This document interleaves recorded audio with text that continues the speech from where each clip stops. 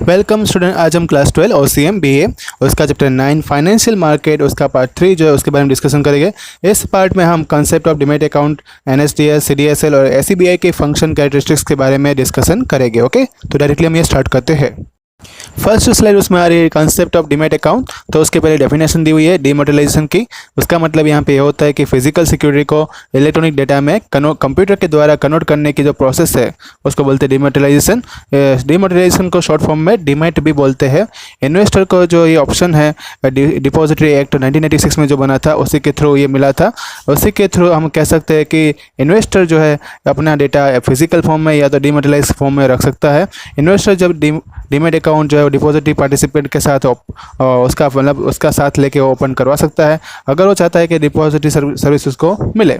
दूसरी बात, अगर डिपॉजिटरी पार्टिसिपेंट जो है होता है मतलब जो एजेंट होता है वो रिप्रेजेंटेटिव भी हो सकता है या तो डिपॉजिटरी का एजेंट भी हो सकता है। नेक्स्ट स्लाइड में है डिपॉजिटरी। तो डिपॉजिटरी का पहले तो मीनिंग समझेंगे कि इंडिया के अंदर कंपनी जो रजिस्टर होती है और कंपनी एक्ट के द्वारा ये काम कर सकती है और वो उसको बोलते हैं डिपॉजिटरी। डिपॉजिटरी एक्ट जो है वो अगस्त 1996 में एग्जिस्ट में आया था। डिपॉजिटरी को क्या करना पड़ेगा, उसके SEBI के द्वारा जो रजिस्ट्रेशन फॉर्म होता है उसका सर्टिफिकेट उसको ऑब्टेन करना पड़ेगा। कोई भी ऑपरेशन वो स्टार्ट करते हैं उससे पहले ये काम उनको करना पड़ेगा। ऑपरेशन जो है डिपॉजिटरी के वो सभी SEBI पूरा रेगुलेट करती है। दूसरी बात कि उसका जो प्राइमरी फंक्शन रहता है वो फिजिकल सिक्योरिटी को इलेक्ट्रॉनिक फॉर्म में कन्वर्ट करने का रहता है। और अभी जो है 2 टाइप की डिपॉजिटरी इंडिया में देखने को मिलती है, NSDL और CDSL। NSDL का फुल फॉर्म होता है नेशनल सिक्योरिटी डिपॉजिटरी लिमिटेड और CDSL का होता है central depository service limited. Next slide में आ रहा है NSDL, national security depository limited. एक NSDL एक पब्लिक कंपनी है जो कंपनी एक्ट के द्वारा फॉर्म हुई थी और ये रजिस्टर हुई थी SEBI के द्वारा 1996 में। NSDL जो है उसको नेशनल स्टॉक एक्सचेंज के द्वारा प्रमोट किया गया था और इसमें कोलैबोरेशन हुआ था फाइनेंशियल इंस्टीट्यूशन का, मतलब बहुत सारी फाइनेंशियल इंस्टीट्यूशन के ने उसके साथ कोलैबोरेशन किया था। दूसरी बात, ये बोर्ड ऑफ डायरेक्टर जो NSDL के उसके द्वारा ये मैनेज होती है और इनकॉर्पोरेट फॉर्म में ये पब्लिक कंपनी जो है उसको कंपनी एक्ट के द्वारा एक्सेप्ट किया गया था। NSDL जो है अलग अलग फंक्शन परफॉर्म करती है, उसमें डिपॉजिटरी पार्टिसिपेंट जो है उसके द्वारा अपॉइंट भी होते हैं। फीस जो है वो चार्ज करती है NSDL, वो उसके पार्टिसिपेंट के ऊपर लगता है ये चार्ज। इन्वेस्टर जो है या कस्टमर है उसके कोई चार्ज देना पड़ता नहीं है। इंस्टीट्यूशन जो है ऑनलाइन सर्विस प्रोवाइड करती है, उसमें रीमटेरियलाइजेशन या इलेक्ट्रॉनिक सेटलमेंट करना है ट्रांजेक्शन का, क्रेडिट राइट जो है या तो बोनस शेयर है कंपनी का, फ्रीजिंग कस्टमर अकाउंट मतलब कस्टमर के अकाउंट को बंद करना है, तो ये सभी काम जो है NSDL में होते हैं। नेक्स्ट स्लाइड में आ रहा है CDSL मतलब कि सेंट्रल डिपॉजिटरी सर्विस लिमिटेड। ये कंपनी जो है वो 1999 में इनकॉर्पोरेट हुई थी और इसका कोलैबोरेशन बॉम्बे स्टॉक एक्सचेंज और बैंक के साथ हुआ था। इसका मेन ऑब्जेक्टिव है कि ईजी और सेफ सर्विस इन्वेस्टर को प्रोवाइड करना है। जितने भी पार्टिसिपेट है उसका लिस्ट जो है वो रजिस्टर होता रहता है और पब्लिश होता रहता है टाइम टू टाइम उसकी वेबसाइट के ऊपर। CDSL एक ऑनलाइन डिपॉजिटरी सर्विस जो है इंडिया में प्रोवाइड करती है। ये पूरे इंडिया में इसकी सर्विस देखने को मिलती है। नेक्स्ट स्लाइड में आ रहा है डिपॉजिटरी सर्विस। तो उसमें बहुत सारी सर्विस है। हम पहले बात करेंगे डीमटेरियलाइजेशन और रीमटेरियलाइजेशन की। तो यहाँ पे एक फिजिकल सिक्योरिटी जो इन्वेस्टर की रहती है उसको इलेक्ट्रॉनिक फॉर्म में जो कन्वर्ट करके हम करते हैं काम, ये डिपॉजिटरी सर्विस में आता है। ये प्रिजर्व करती है अपनी सिक्योरिटी को डीमैट अकाउंट के द्वारा। डीमैट अकाउंट में होने की वजह से हमें कोई डर नहीं रहता कि हमारा कुछ भी सिक्योरिटी में कोई लॉस होगा या चोरी हो जाएगा। तो in the sense depository is consider is a bank maintaining the security, मतलब एक बैंक की तरह ये काम करती है। दूसरी बात, रीमटेरियलाइजेशन की अगर ज़रूरत है फिर से हमें फिजिकल फॉर्म में डॉक्यूमेंट चाहिए तो वो भी यहाँ पे इन्वेस्टर की वो करके देती है। दूसरा पॉइंट उसमें यह है कि easy transfer of security and at less expense. Prompt transfer होने की वजह से सिक्योरिटी जो है यहाँ पे ट्रांसफ़र होती है डिपॉजिटरी सर्विस के द्वारा, वो बहुत ही कम मतलब कम फीस उसमें होती है। जैसे कि उसमें कोई पेपर वर्क जो है नहीं होता है, प्रॉब्लम जो आती है ट्रांसफ़र में वो कोई नहीं आती है। फिजिकल शेयर्स जो रहते हैं वो उसमें रिमूव कर दिए गए, मतलब आपके पास कोई भी कागजात नहीं रहेंगे, सब कुछ डेटा आपका जो है वो ऑनलाइन रहेगा। दूसरी बात, कोई फेक ट्रांसफ़र नहीं होगा, बेड डिलीवरी नहीं होगी। सेविंग जो है वो अपनी ब्रोकरेज एक्सपेंस जो उसमें रहने वाला है, पोस्टेज एक्सपेंस है, कोरियर एक्सपेंस है, स्टैम्प ड्यूटी का जो रहता है वो सभी एक्सपेंस आपके नहीं रहेंगे। तो एक फ़ायदा होता है डिपॉजिटरी सर्विस में एक डीमैट अकाउंट ओपन करने से। तीसरा पॉइंट उसमें आ रहा है prompt settlement of transaction.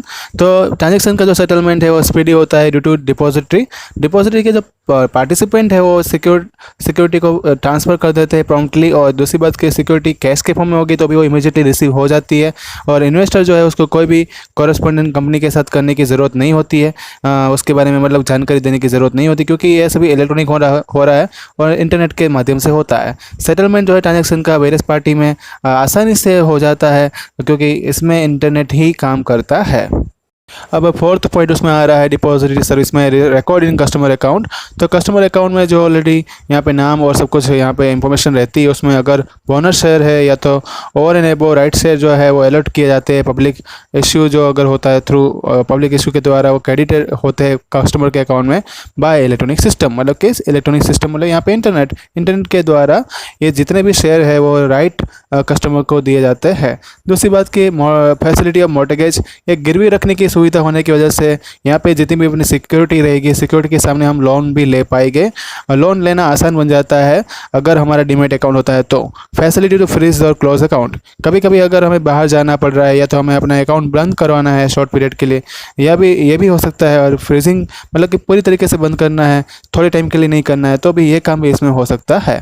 Record and storage of information, ये सभी डेटा जो है अपना यहाँ पे ट्रांजेक्शन हो रहा था, यहाँ पे जो मेन बात रहती है वो ट्रांजेक्शन की रहती है। हम कुछ भी चीज़ खरीदते हैं बेचते तो उसका डेटा जो है पूरा ट्रांजैक्शन का स्टोर रहता है, मतलब सिक्योरिटी जो डीमैट अकाउंट में रहेगी एकदम बहुत ही सेफ रहता है, इंफॉर्मेशन उसमें सेफ रहती है, डेटा भी स्टोर रहता है, और जब भी हमें ज़रूरत है हम फिर से उसको देख सकते हैं। नेक्स्ट स्लाइड में आ रहा है ट्रेडिंग प्रोसीजर ऑफ सिक्योरिटी। अभी तो ऑनलाइन स्क्रीन बेस्ड और इलेक्ट्रॉनिक ट्रेडिंग आ चुकी है, पहले की तरह नहीं है कि आपको भी फिजिकल रिकॉर्ड रखना पड़ेगा, कागज़ लेके यहाँ वहाँ घूमना पड़ेगा। बस आप स्क्रीन पे बैठ जाओ, आपको जितने भी शेयर है कंपनी के अप एंड डाउन हो रहे हैं सब कुछ आपको दिखाई देगा। नेशनल स्टॉक एक्सचेंज जो है वो काउंटर उस पर लगा हुआ है, screen based online trading system हो रही है, और ये अभी इंसेप्शन में यही काम चल रहा है, मतलब इसी की तरह से ये मेथड बन चुकी है। नेक्स्ट स्लाइड में है और ज़्यादा इंफॉर्मेशन। बॉम्बे स्टॉक एक्सचेंज जो है और नेशनल स्टॉक एक्सचेंज जो है वो इंट्रोड्यूस फुल्ली हो चुका है, और screen based online automatic trading system जो है पूरे नेशन में इसी तरह से चलता है। स्क्रीन बेस्ड ट्रेडिंग होने की वजह से इसका नाम जो है वो नीट रखा गया है, मतलब कि NEAT national exchange for the automated trading and screen based trading system जो है बॉम्बे स्टॉक एक्सचेंज की, उसको वॉल्ट BSE ऑनलाइन ट्रेडिंग के रूप में भी जाना जाता है। नेक्स्ट स्लाइड में आ रहा है procedure of purchase and sales security. तो हमें अगर मार्केट में सेल मतलब शेयर खरीदने हैं तो हमें क्या करना पड़ेगा, उसकी पूरी प्रोसीजर यहाँ पे दी हुई है। तो पहले तो हमें डीमैट अकाउंट ओपन करना है। इन्वेस्टर के फॉर्म में हम एज ए इन्वेस्टर जब मार्केट में एंट्री करते हैं तो हमारा पहला काम यही होगा कि हम अपना डीमैट अकाउंट बना लें, जिससे हमें बाइंग करना है, सेलिंग करना जो रहेगा पार्टिसिपेंट के फॉर्म में वो आसान हो जाएगा। डिपॉजिटरी पार्टिसिपेंट के साथ ही काम करना पड़ेगा, ओके, तो अपनी सिक्योरिटी जो है सेफ बन जाएगी। दूसरी बात हमें ऑर्डर देना पड़ेगा, कुछ भी परचेस या सेल करना है तो हमें कुछ भी प्लेस करना पड़ेगा ऑर्डर को, तभी वो स्क्रिप्ट पे क्लियरली उसका जो है टाइम भी दिखाई देगा। जब भी हम प्लेस कर रहे हैं ऑर्डर को तो टाइम के साथ वो ऑर्डर प्लेस होगा। दूसरी बात यहाँ पे दो टाइप के ऑर्डर जो है वो परचेस या तो सेल करने में देखने को मिलते हैं, एक लिमिटेड ऑर्डर रहता है और दूसरा मार्केट ऑर्डर रहता है। लिमिटेड ऑर्डर में क्या होता है कि इसके अंदर ऑर्डर जो एग्जीक्यूट होता है वो प्राइमरी प्राइस जो है स्पेसिफाइड बाय द कस्टमर, मतलब कि कस्टमर के द्वारा जो प्राइस स्पेसिफाइड होती है उसी के ऊपर वो एग्जीक्यूट करता है। मार्केट ऑर्डर में क्या होता है कि लेटेस्ट कोट प्राइस जो रहती है ट्रेडिंग स्क्रीन के ऊपर, और इसमें जो ऑफर प्राइस रहती है ऑफर प्राइस के ऊपर वो एग्जीक्यूट करता है। अब नेक्स्ट स्लाइड में आ रहा है तीसरा point, execution of order. Broker जो है वो ऑर्डर को एग्जीक्यूट करता है, जैसे ऑर्डर उसको मिलते हैं ब्रोकर उसको देखता है और ब्रोकर जो है फिर से ऑर्डर को प्लेस करता है स्टॉक एक्सचेंज में। और इस तरह से ब्रोकर जो है डील करता है ट्रांजैक्शन की, और अपनी ऑफिस से काम करेगा, ऑनलाइन ट्रेडिंग रहेगी और ये कस्टमर को भी इसके बारे में पता होगा। दूसरी बात इसमें चौथा पॉइंट आ रहा है कॉन्ट्रैक्ट नोट। तो कॉन्ट्रैक्ट नोट एक ऐसी नोट रहती है जो ब्रोकर जो है उसको बनाता है, बाइंग और सेलिंग जब वो करता है सिक्योरिटी का मार्केट के अंदर, तब वो ऑर्डर जो कस्टमर से मिलता है उस ऑर्डर के ऊपर ये नोट बनाता है, और ये कंफर्मेशन एक रिसिप्ट रहती है जो उसी एक दिन के अंदर ये काम हो जाता है। जब भी ट्रांजैक्शन होता है तो उसकी डील की जानकारी उसमें रहती है। जनरली जो ये कॉन्ट्रैक्ट नोट वो रहती है वो कस्टमर को 24 आवर्स में मिल जाती है, मतलब जैसे डील जो होती है उसके 24 आवर्स के बाद ये नोट उसको मिल जाती है कस्टमर को। नेक्स्ट स्लाइड में आ रहा है सेटलमेंट ऑफ ट्रांजैक्शन। तो सेटलमेंट ऑफ ट्रांजैक्शन जो है परचेस और सेल जो सिक्योरिटी का रहने वाला है वो बॉम्बे स्टॉक एक्सचेंज के द्वारा ही होने वाला है, जबकि NSECL मतलब कि NSCL का यहाँ पे फुल फॉर्म बताया गया है, national security clearing corporation limited. ये क्या काम करता है, तो ये परफॉर्म करता है ट्रांजैक्शन का सेटलमेंट करने में नेशनल स्टॉक एक्सचेंज के द्वारा। सेटलमेंट ऑफ ट्रांजैक्शन जो है वो एक दिन के बाद आफ्टर डे ऑफ ट्रांजैक्शन और ट्रेड, मतलब कि एक दिन के बाद ये हो जाता है। नेक्स्ट पॉइंट उसमें आ रहा है payment of amount and delivery of security. Customer जब शेयर खरीदता है, पेमेंट उसका करता है उसी टाइम पे, तो अगर प्रायोरिटी उसको मिल जाती है तो पेमेंट में वो इन डे कंसिडर होगा, मतलब उसको मिल जाएगा शेयर। अगर मानो कि शेयर कहीं और सेल मतलब कि सोल्ड आउट हो चुके हैं, डिलीवरी का शेयर जो है तो भी उसको प्रायोरिटी दे रहा है, तो भी उसको इन डे कंसिडर होगा, कस्टमर को शेयर मिल जाएंगे। कस्टमर जब परचेस करता है, मानो का डिलीवरी जो है उसके द्वारा डन होती है, और मानो कि वो पेमेंट के ऊपर जो मानो की बात होती है, तो पेमेंट जो पहले करेगा उनको ये शेयर मिल जाएंगे, और हम कह सकते हैं कि वो आउट डे कंसिडर होगा, मतलब कि उसको वो शेयर मिलेंगे नहीं। नेक्स्ट स्लाइड में आ रहा है इंपॉर्टेंट टॉपिक आ रहा है SCBI, मतलब security and exchange board of India. SCBI जो एग्जिस्टेंट हुआ था स्टैट्यूटरी बॉडी के द्वारा जनवरी 30, 1992 में, under the security and exchange board of India act 1992 के द्वारा। इसकी हेड ऑफिस जो है मुंबई में है, और दूसरी सब ब्रांचेस भी पूरे इंडिया में छाई हुई है। ओके, उसके ऑब्जेक्टिव हम जाके देखें तो यहाँ पे 3 ऑब्जेक्टिव उसके बताए गए हैं। पहला ऑब्जेक्टिव यह है कि इन्वेस्टर का जो इंटरेस्ट है सिक्योरिटी में बनाए रखने का, उसको प्रोटेक्ट करने का, फिर इंकरेज करने का, डेवलपमेंट जो रहता है सिक्योरिटी का मार्केट में उसको इंकरेज करने का रहता है। तीसरा पॉइंट उसका है कि मार्केट की सिक्योरिटी है उसको रेगुलेट, मतलब कि मेंटेन करने का, रूल्स एंड रेगुलेशन फॉलो करवाने के, ये सभी काम SCBI का है। तो उसका फंक्शन आ रहा है SCBI का। तो पहला फंक्शन है to regulate in business in stock exchange. SCBI सभी टाइप के जो ट्रांजेक्शन होने वाले, ऑपरेशन होने वाले, एक्सचेंज होने वाला है, सबको देखेगी। ये मॉनिटर करेगी स्पेसिफाइड रूल्स एंड गाइडलाइन जो है फॉलो हो रही है कि नहीं हो रही है। शेयर ब्रोकर है, सब ब्रोकर है, मर्चेंट है, बैंकर है, सभी उसको फॉलो कर रहे हैं कि नहीं कर रहे, वो काम देखने का किसका है, SCBI का। दूसरा फंक्शन उसका यह है कि protection the interest of the investors. ये उसका फंडामेंटल फंक्शन है, मतलब बेसिक फंक्शन है, क्योंकि इन्वेस्टर जो है उसका इंटरेस्ट नहीं रहेगा तो फिर बॉम्बे स्टॉक एक्सचेंज बंद हो जाएगा, ये सब कुछ ना हो, इसलिए एक इन्फोर्स करता है इंटरमीडिएट्स को, मतलब एजेंट को, कि ये सभी रूल्स एंड जो उसने गाइडलाइन बनी गई है, रेगुलेशन रूल्स हो रहा है कि नहीं हो रहा है, वो चेक वो करेगा। वो उसका बेसिक फंक्शन है, मतलब दूसरा पॉइंट जो है उसका बेसिक फंक्शन है। तीसरा पॉइंट है registration and regulation of intermediates. ये सभी जितने भी स्टॉक एक्सचेंज में काम करने वाले लोग हैं, एजेंट है, उनका सबका ये रजिस्टर करेगी। दूसरा यहाँ पे उसके नाम लिखे हुए कि मर्चेंट होगा, बैंकर होगा, शेयर ब्रोकर होगा, सब ब्रोकर होगा, रजिस्टर ऑफ द सिक्योरिटी या एंड मॉनिटर जो रहेंगे, सभी को ये रजिस्ट्रेशन और रेगुलेशन मतलब कि लॉ और कायदे समझाई गई। नेक्स्ट स्लाइड में आ रहा है उसका fourth point, registration and regulation of mutual fund. SCBI जो है म्यूचुअल फंड को भी रेगुलेट करता है, उसको रूल्स एंड गाइडलाइन प्रोवाइड करता है, और रजिस्टर करता है सभी गाइडलाइन वाली कंपनियां जितनी भी म्यूचुअल फंड में आती है, और म्यूचुअल फंड के ऊपर मॉनिटर भी करता रहता है, जिससे कोई लॉस ना हो कस्टमर को। ये काम भी देखने का SCBI का है।